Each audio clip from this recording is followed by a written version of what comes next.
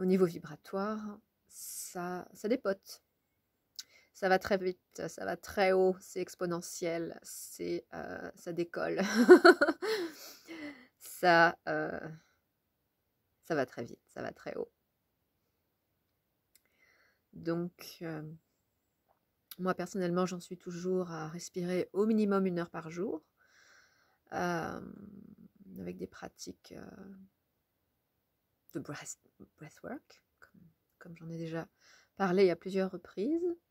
C'est devenu vraiment un ancrage et c'est ce qui permet, dans ma compréhension des choses, cette accélération des compréhensions.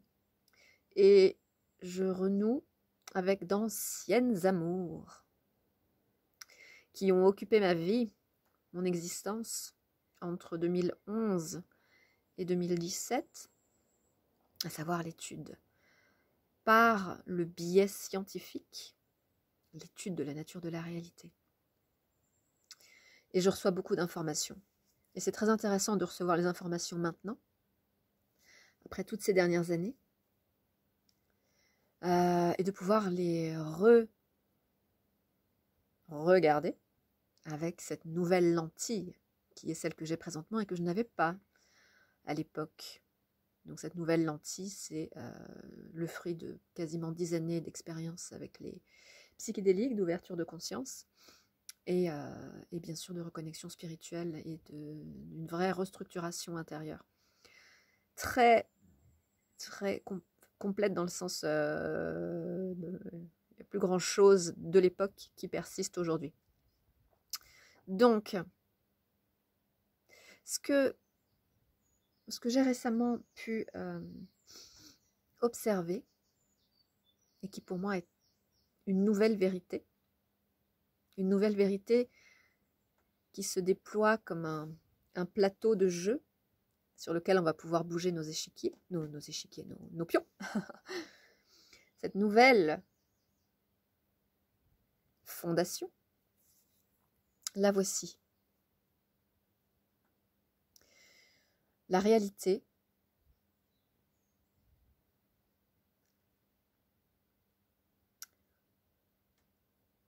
se renouvelle à chaque instant, à chaque instant, à chaque instant, à chaque instant, elle se renouvelle.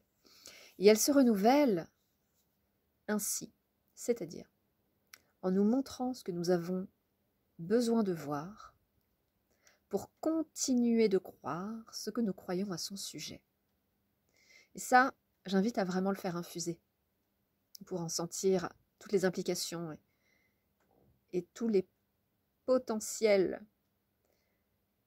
d'action. Nous reprenons une forme de levier pour pouvoir agir sur la réalité lorsque nous comprenons que c'est comme cela qu'elle se déploie, qu'elle se crée, qu'elle se manifeste. Ce que j'aime beaucoup dans cette assertion, c'est qu'elle nous ramène à l'intérieur. Je vous explique ce que j'entends par là. Si on cherche dans la matière, dans le monde, des preuves de quelque chose, à comprendre quelque chose en le cherchant dans la matière, on va toujours trouver quelque chose qui va nous confirmer dans la croyance que nous avons, que cette croyance soit pleinement consciente ou pas forcément pleinement consciente. Exemple. C'est cet exemple-là qui m'a poussé à aller vraiment chercher. Je vous le partage.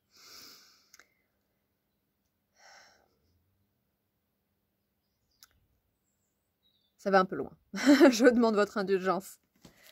Et si vous ne raisonnez pas ou si cela vous perturbe, je vous invite à simplement passer votre chemin. La Terre est ronde. Pour moi, c'est une croyance. La Terre est plate. Pour moi, c'est une croyance.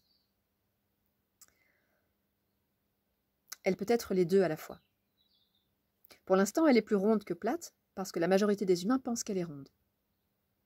Et la réalité nous donne à croire et à voir ce que nous avons besoin de croire pour continuer de croire ce que nous croyons à son sujet. Certains croient qu'elle est plate et trouvent des preuves de la platitude de la Terre. Et c'est tout à fait normal, puisque c'est comme ça que marche la réalité.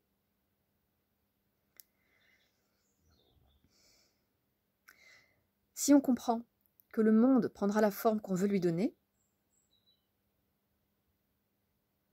on comprend que c'est gaspiller beaucoup d'énergie de chercher à l'extérieur ce que nous pouvons changer à partir de notre intérieur. Ça, j'invite à vraiment essayer de le ressentir. Que si on cherche à l'extérieur, si on cherche à agir sur l'extérieur, alors que l'extérieur n'est pas vraiment réel, qu'il est le reflet de nos structures intérieures, on ne va jamais pouvoir véritablement saisir l'extérieur puisqu'il n'est pas la réalité. Il est une projection. Ce qui est plus réel, c'est l'architecture de toutes nos pensées, croyances, conditionnements, programmes combinés en une architecture, comme je dis.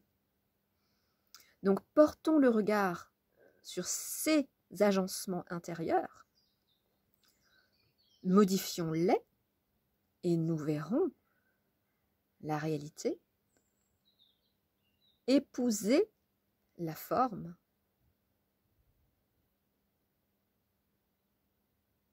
dans le reflet de cette architecture que nous avons. Non, je m'arrête volontairement pour ne pas dire que nous voulons lui donner à cette réalité, parce que je ne pense pas que nous ayons le pouvoir de donner à la réalité, à la manifestation extérieure, l'exact produit que nous voulons lui donner. Parce que nous n'avons pas ce pouvoir-là. Le pouvoir que nous avons est dans la co-création et dans la participation, dans la conscience. Il n'est pas dans la domination. Nous ne dominons pas la création. Nous sommes co-créateurs parce que nous sommes de la même substance que la création. Nous sommes de la même substance que la création et nous obéissons aux règles et aux lois de cette création. Donc, nous avons la possibilité de véritablement et profondément transformer le monde extérieur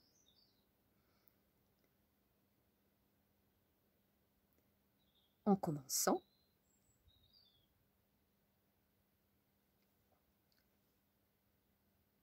par observer et agir sur notre monde intérieur,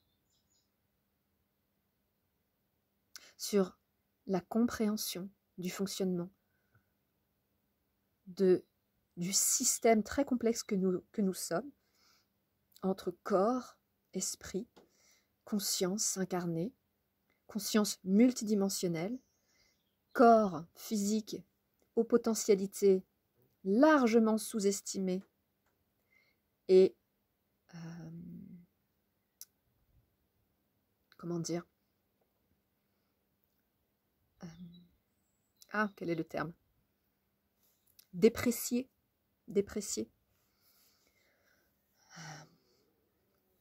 Déjà,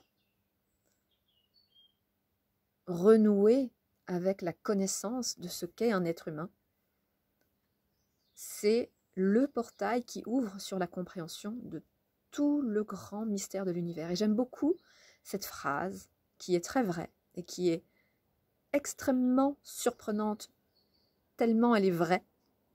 C'est que les secrets de l'univers, les secrets les plus profonds, les plus puissants de l'univers sont cachés en plein air sous nos yeux. Comment se fait-il que nous les voyons ou nous ne les voyons pas à certains moments, à d'autres? C'est dans le regard qui filtre et qui détermine ce qu'il voit, le regard créateur. Donc,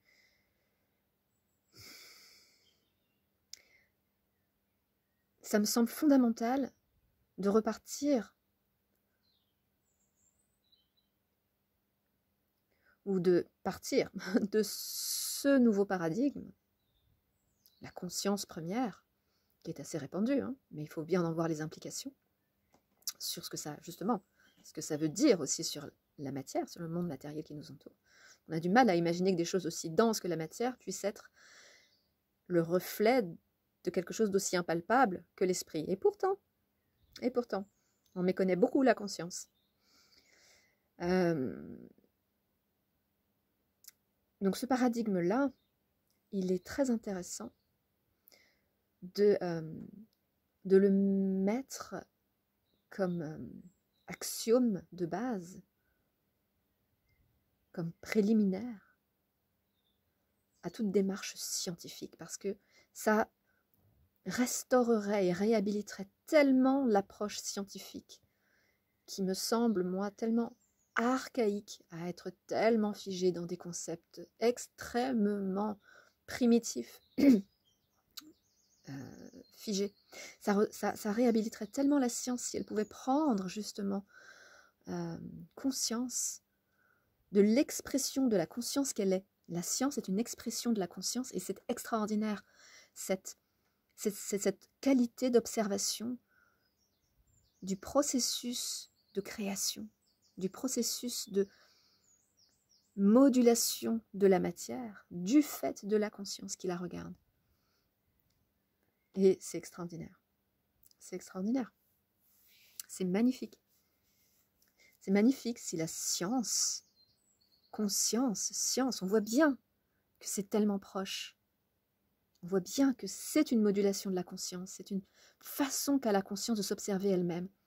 Si elle pouvait garder ce côté très organique dont elle s'est malheureusement dépouillée sur les 100 dernières années, en tout cas en grande partie dans tout ce qui est la science académique, si elle pouvait se réhabiliter et garder cet aspect organique, d'être pleinement au service et d'être même une modulation de la vérité. La vérité, c'est aussi une qualité. Ce serait fantastique. Et c'est possible. C'est possible. Et il y en a beaucoup. Malheureusement, je parle de scientifiques qui ne peuvent pas être reconnus par leur pairs parce que trop controversés. Mais il y en a beaucoup qui honorent la démarche scientifique en mettant la rigueur scientifique, en la combinant avec l'imagination, l'intuition et vraiment ce principe humain de cohérence et de création. Pour créer une science, une lecture, une interprétation, une compréhension de quelque chose qui est harmonieux. Comprendre, prendre avec soi quelque chose qui va nous épanouir, nous expanser et non pas nous contracter et nous réduire. Ça peut être vraiment